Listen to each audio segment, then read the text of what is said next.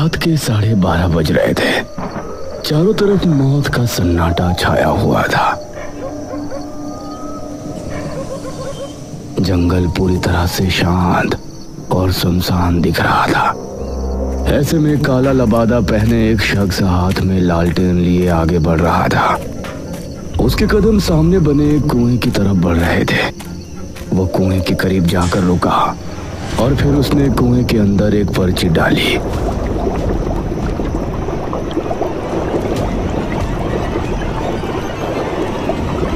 उसने जलता हुआ लालटेन भी कुएं में फेंक दिया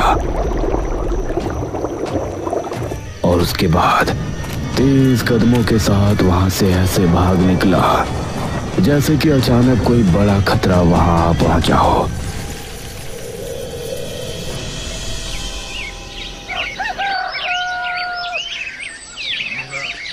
अगली शाम इसी गांव में रहने वाली एक औरत कल्याणी अपने आंगन में बैठी हुई थी। उसकी बहू आंगन में झाड़ू लगा रही थी। अरे ओ सुस्त मुर्गी, कब तक तू उसी कोने में लगी रहेगी? अब आगे बढ़कर यहाँ की भी झाड़ू लगा दे।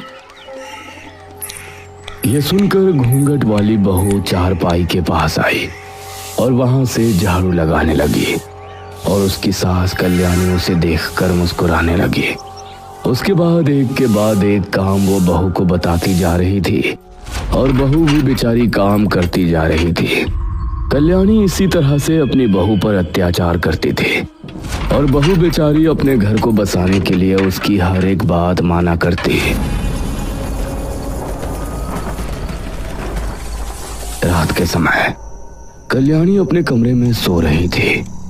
तभी उसके चेहरे पर पानी की धारा छपाक से पड़ी।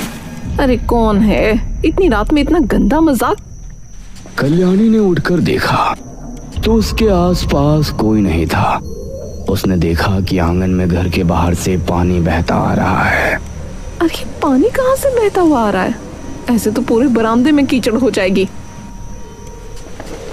पानी कहाँ से आ रहा है ये देखने के लिए वो घर से निकली और पानी की लहर जिस तरफ से आ रही थी उसके साथ साथ आगे बढ़ गई। उसने कुछ कदम चलने पर ही देख लिया कि पानी की लहर जंगल की तरफ से आ रही है, तो ना जाने क्यों वो डर गई। हे भगवान! ना जाने उसे किस बात का डर हुआ। वो भागने के लिए घर की तरफ मुड़ी, लेकिन तभी किसी अदृश्य शक्ति ने उसका पैर खींचा। कोई मुझे बचाओ! कल्याणी कुएं पर पहुंची और पूरी तरह से कुएं के अंदर समा गई। उसकी चीख जंगल में गूंजी और चारों तरफ सन्नाटा छा गया। मेरा नाम रोहन है। मैं मेरे परिवार के साथ चांदीपुर गांव में रहता था। हमारा गांव बहुत ही सुंदर था।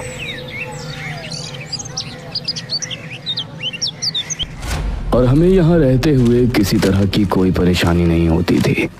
मेरे दादा और दादी सरूरपुर गांव में रहते थे और वो हर महीने मुझसे मिलने आया करते थे। दादाजी, दादी जी,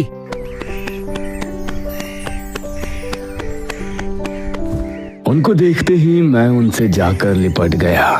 अरे हमारा रोहन, कैसे हो बेटा?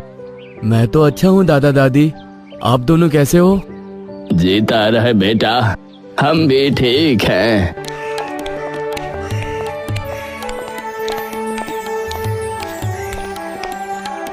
उन्होंने काफी देर तक मुझसे और मम्मी पापा से बात की और मैंने इस बार भी उनसे वही सवाल किया जो मैं हर बार उनसे किया करता था। दादाजी, मैं आपसे हर बार आपके गांव चलने की बात करता हूँ, लेकिन आप मुझे लेकर नहीं जाते हैं। लेकिन आज आपका कोई बहाना नहीं चलेगा। ये सुनकर दादा और दादी दोनों के चेहरे पर गंभीरता के भाव नजर आए और दादा बोले, ठीक है रोहन बेटा, इस बार तो नहीं, लेकिन अगली बार जब हम तुमसे मिलने आएंगे तो तुमको अपने गांव लेकर चलेंगे। दादाजी, अब फिर से? अरे रोहन बेटा, परेशान मत हो। अगर दादाजी आपको लेने नहीं आए तो मैं और तुम्हारे पापा हम तुमको दादाजी के गांव लेकर चलेंगे।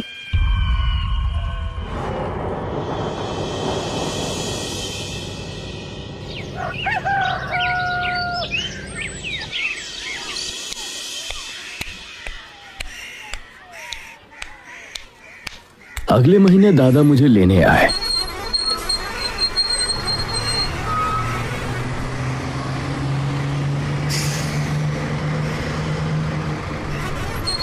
और मैं उनके साथ उनके गांव सरूरपुर आ गया।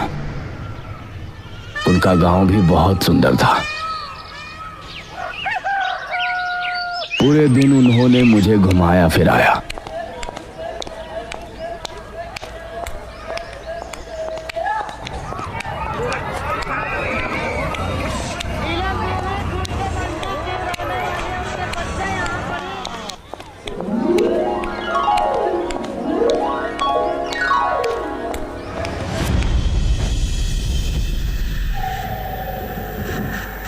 और शाम के समय, दादाजी, आपने मुझे गांव तो घुमा दिया, लेकिन जंगल तो दिखाया ही नहीं। मुझे जंगल भी ले चलिए ना।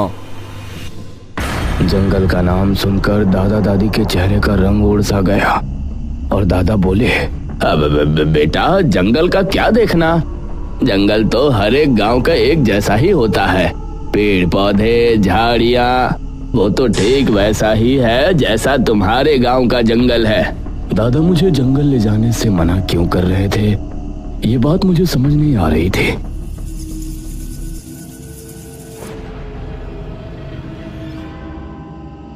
रात होने पर हम सभी आंगन में खाट बिछाए सो रहे थे। तकरीबन 12:30 बजे मुझे एक आवाज सुनाई दी। रोहन, रोहन। यह आवाज सुनकर मैं उठा और इधर उधर नजरें दौड़ाई तो मुझे आसपास कोई नजर नहीं आया। रोहन, इधर आओ, मैं यहाँ हूँ। मैं खाट से उठा और दादा को जगाने ही वाला था कि तभी, रोहन, अगर तुमने किसी को भी जगाया तो मैं चली जाऊंगी। तुमको जंगल घूमना था ना, मैं तुमको जंगल घुमाऊंगी। यह सुनकर मेरे चेहरे पर खुशी छलक आई।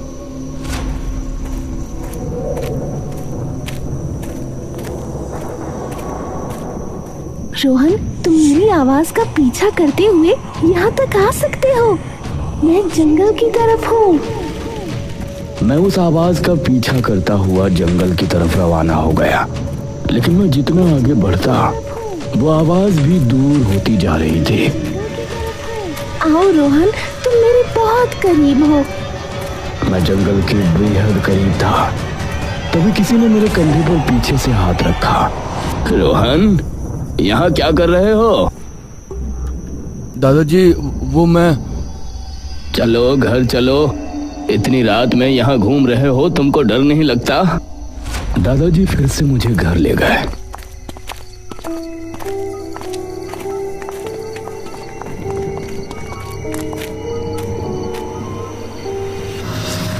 लेकिन मेरे मन में अभी भी वही बात चल रही थी कि जो आवाज मुझे सुनाई दे रही थी, आखिर वो किसकी थी?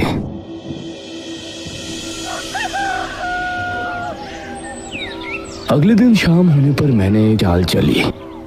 दादाजी, मैं खेलने के लिए गांव के मैदान में जा रहा हूँ।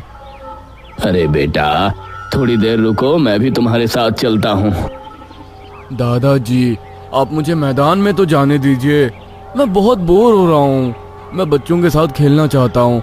आपको जब आना हो तब आ जाना। मैं मैदान का बहाना करके वहां से निकला।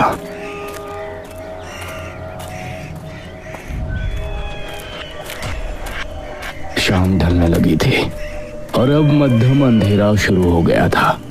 मेरे कदम अपने आप ही जंगल की तरफ बढ़ रहे थे। तभी मेरे सामने एक आदमी आकर रुका। अरे, तुम तो मोहन के पोते हो ना? जी काका, आप कौन? मैं तुम्हारे दादा का दोस्त हूँ।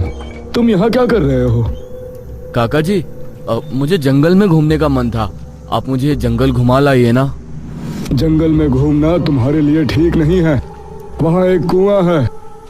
कुआं है? लेकिन कुआं तो हमारे गांव में भी है। उससे खतरे की क्या बात है?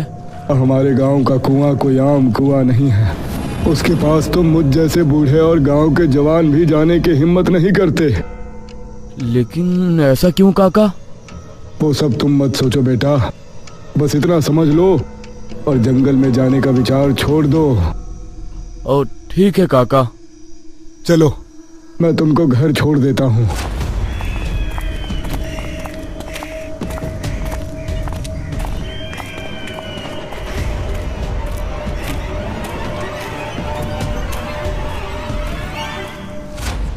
उस रात सबके सोने के बाद मुझे फिर से वो आवाज सुनाई दी। रोहन, रोहन, जल्दी उठो और मेरे साथ चलो। मैं तुमको आज जंगल दिखा लाती हूँ। अरे ये तो वही आवाज है जो कल रात को मुझे सुनाई दी थी। हाँ, मैं वही हूँ। तुमको जंगल घूमना है ना? आओ, मैं तुम्हें जंगल घुमा लाती हूँ। लेकिन आप हो कौन? ना सामने आती हो ना दिखाई देती हो। मेरे इतना कहने के बाद मुझे जंगल की तरफ एक धुआं सा नजर आया।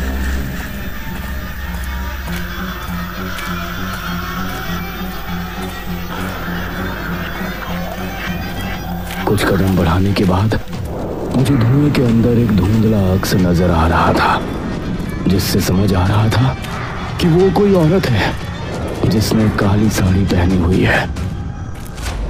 रोहन, तुमको पहले भी समझाया गया है ना कि जंगल की तरफ जाना ठीक नहीं है। एक बार फिर से दादाजी को सामने देखकर मैं डर गया। दादाजी, मैं तो बस कुछ नहीं, चलो अभी के अभी घर चलो। दादाजी फिर से मुझे घर ले आए।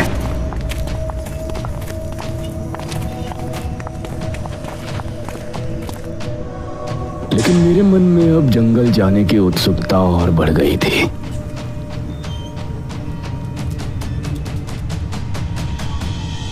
दादाजी के घर के पास ही एक वैद्य जी रहते थे। सुबह सुबह एक गुहार से हम सभी की आंखें खुल गई। वैद्य जी, मेरे पति को बचा लीजिए, वरना मैं भी मर जाऊंगी।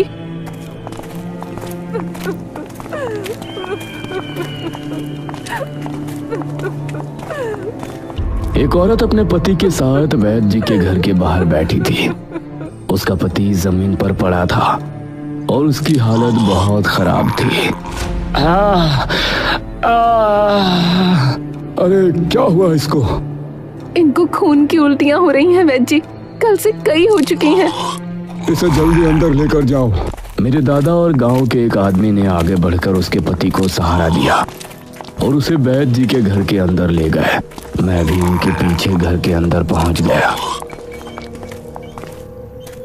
ये इसके साथ कब से हो रहा है? वैद्य जी, कल सुबह से ही इनके साथ ये हो रहा है। जब से अब तक न जाने कितनी उल्टियां कर चुके हैं। घबराओ नहीं, मैं इसकी दवा कर देता हूँ।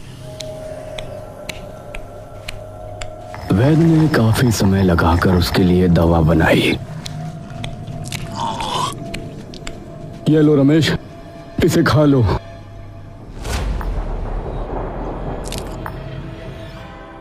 दवा खाने के बाद कुछ देर बाद ही रमेश अपने पैरों पर आ गया और उसकी चीख पुकारें खत्म हो गईं। शुक्रिया वैद्य जी। इसे मिर्ची वाला कोई भी खाना मत देना।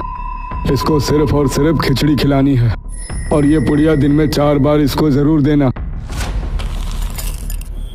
जी वैद्य जी। चंद्रावती अपने पति रमेश को लेकर अपने घर चली गई।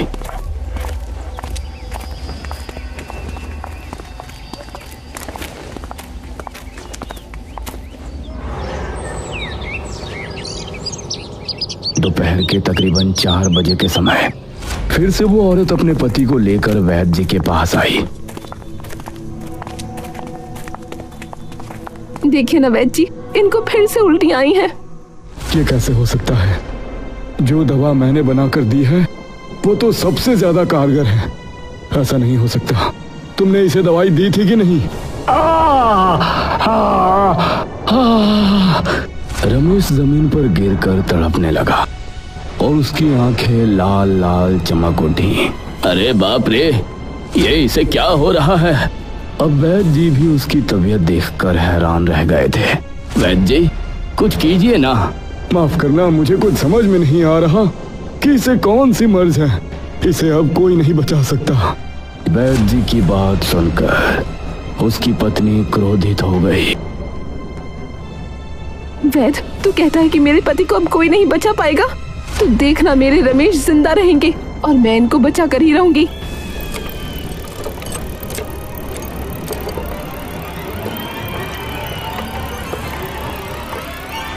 उस रात मैंने पक्का इरादा किया कि आज जंगल जाऊंगा और उस कुएं पर भी होकर आऊंगा। मैं मौका देखकर रात को 12 बजे के समय आखिरकार घर से निकल ही गया।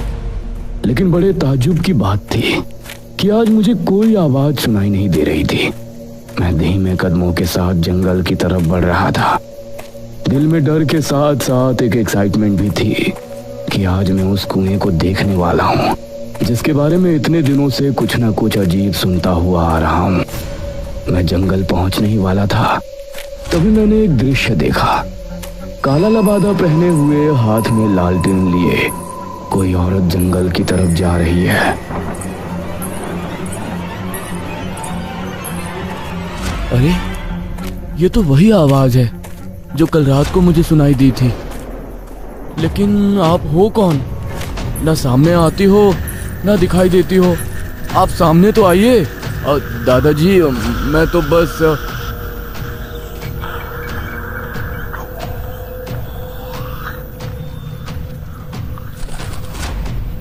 वो उस कुएं के पास जाकर रुक गई। मैं पहली बार उस कुएं को देख रहा था। उस कुएं के आसपास का वातावरण बहुत ही अलग था। यहाँ गर्मी के मौसम में भी बहुत ठंड थी। सही में हमारे गांव के कुएं के पास जिस तरह की शांति और सुकून महसूस होता था, इस कुएं के पास अजीब सा सन्नाटा महसूस हो रहा था। उस औरत ने कुएं की पटरी पर लालटेन रखा और उसके बाद अपने दूसरे हाथ में पकड़ा एक चश्मा, जो कि नजर का चश्मा लग रहा था।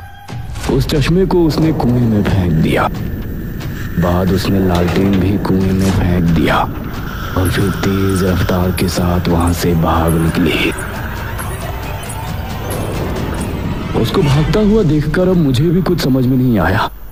मेरे भी दिल में अजीब सा डर बैठ गया था और अब मैं भी घर की तरफ भाग रहा था। कुछ ही देर में मैं घर पहुंचा। मेरी सांसें बुरी तरह से फूली हुई थी। कुछ भी समझ में नहीं आ रहा था। तभी दादाजी खांसने लगे।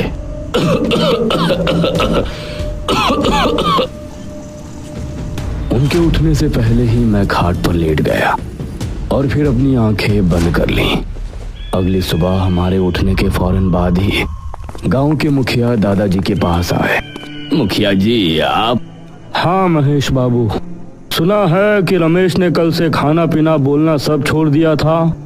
हो सकता है आज वो अंतिम सांस ग्रहण करे, इसलिए पहले ही उसके घर अफसोस करने जा रहे हैं। आप भी साथ चलिए। हाँ हाँ मुखिया जी, मैं भी आ रहा हूँ। अब दादाजी और गांव के कुछ लोग मुखिया जी के साथ चल दिए और मैं भी उनके पीछे हो लिया।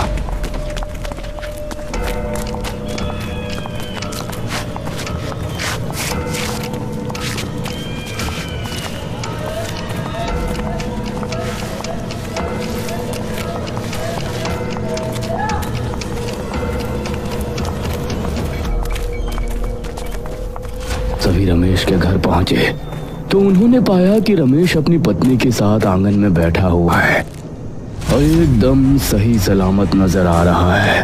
अरे रमेश, तुम? जी मुखिया जी, आइए बैठिए। तुम ठीक कैसे हुए? ये सब तो भगवान। बस चुप रहिए। चंद्रावती ने उसकी बात बीच में ही काटते हुए कहा। मैंने कहा था ना कि मेरे रमेश को कुछ नहीं होगा। नतीजा आप देख सकते हैं। यह सुनकर वैद्य जी हैरान रह गए। नहीं, यह नहीं हो सकता। लगातार इतनी खून की उल्टियां करने के बाद कोई भी इंसान कभी नहीं बच सकता।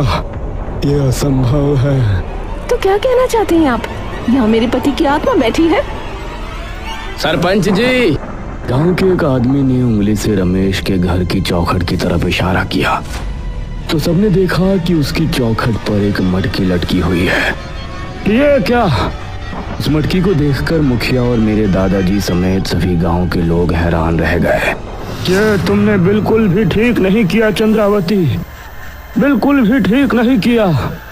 मेरे पति के बचने पर मुझे धन्यवाद देने की जगह आप लोग ये कह रहे हैं कि मैंने ठीक नहीं किया। चंद्रावती की बात से मैं भी सहमत था। भला उस औरत के पति के जिंदा बचने की खबर से सभी गांव वाले हैरान क्यों थे? मुखिया ने सबसे ना जाने क्या कहा। उस दिन से शाम होते ही गांव पूरी तरह से खाली हो जाता। सभी ने शाम में घर से निकलना भी बंद कर दिया और गांव के कुछ लोग हाथ में हल्दी की गांठें लिए हुए गांव की गलियों में घूमते और कोई बाहर दिख जाता तो उसे उसके घर छोड़कर आते।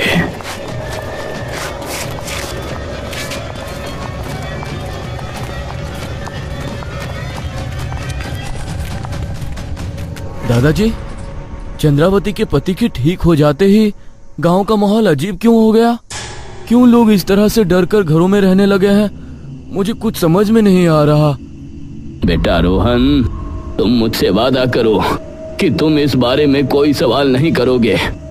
तुम कभी भी जंगल में जाने की सोचोगे भी नहीं। जी दादाजी। मैंने दादाजी की हाँ में हाँ मिला दी, लेकिन अब मेरे मन में कई सवाल उठ रहे थे। कुएं के साथ साथ अब मुझे ये भी जानना था कि वो औरत कौन थी और इस तरह गांव के लोग चंद्रावती को किस बात का दोषी मान रहे थे। रोहन, रोहन, मेरे पास आओ, मैं आज तुमको जंगल घुमा लाती हूँ।